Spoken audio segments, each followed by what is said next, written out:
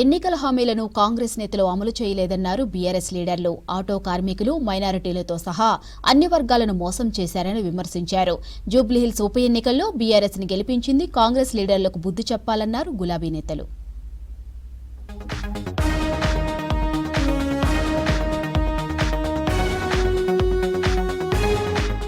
మైనార్టీలకు కాంగ్రెస్ సర్కార్ చేసిందేమీ లేదన్నారు కేటీఆర్. మైనార్టీ సప్లాన్ తీసుకొస్తామని కాంగ్రెస్ నేతలు మాట తప్పారని విమర్శించారు. కేసీఆర్ షాదీ ముబారక్ వంటి పథకాలను ప్రవేశపెట్టారన్నారు.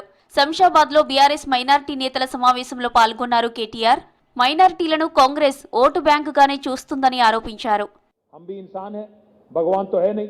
कुछ किए होंगे गलतियां, कुछ हुए होंगे, कुछ कमजोरियां भी रहे होंगे, कुछ कामयाब भी रहे होंगे, पर एक बात दावे के साथ मैं कह सकता हूं, आजाद हिंदुस्तान में आज तक ऐसा कोई लीडर नहीं काम किया जो माइनॉरिटीज के लिए केसीआर साहब ने किया. ये बात दावे के साथ मैं कह सकता हूं. కాంగ్రెస్ పాలనలో ఆటో కార్మికులు రోడ్డున పడ్డారన్నారు బీఆర్ఎస్ వర్కింగ్ ప్రెసిడెంట్ కేటీఆర్. మాజీ మంత్రి హరీష్ రావు సంవత్సరానికి 12,000 ఇస్తామని కాంగ్రెస్ నేతలు మోసం చేశారని చెప్పారు. ఆటో కార్మికులకు ఇచ్చిన హామీలను అమలు చేయలేదంటూ ఆటోలో కొద్ది దూరం ప్రయాణించారు కేటీఆర్, హరీష్ రావు. ఆటో కార్మికులకు బాకీ పడ్డ 24,000 రూపాయలను వెంటనే చెల్లించాలని డిమాండ్ చేశారు. ఆటో కార్పొరేషన్ ఏర్పాటు చేస్తామన్నారు. బోర్డు లేదు, కార్పొరేషన్ లేదు, ఆటో నగర్ అసలే లేదు. ప్రమాద బీమా 10 లక్షలకు పెంచుతామన్నారు, పత్తా లేదు. మరి ఇస్తామన్న 12,000 రూపాయలు పత్తాకు లేదు. 2 ఏళ్లైంది కాంగ్రెస్ గవర్నమెంట్ వచ్చి. అంటే ఒక్కొక్క ఆటో కార్మికునికి 24,000 రూపాయలు కాంగ్రెస్ పార్టీ బాకీ పడ్డది. జూబ్లీహిల్స్ లో మాగంటి సునీతను గెలిపించి కాంగ్రెస్ నేతలకు బుద్ధి చెప్పాలన్నారు హరీష్ రావు.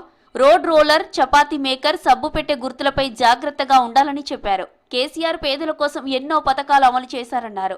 రజకులకు 250 యూనిట్ల ఫ్రీ కరెంట్ ఇచ్చారన్నారు. హైదరాబాద్ తెలంగాణ భవన్లో రజకుల ఆత్మీయ సమ్మేళనంలో పాల్గొన్నారు హరీష్ రావు.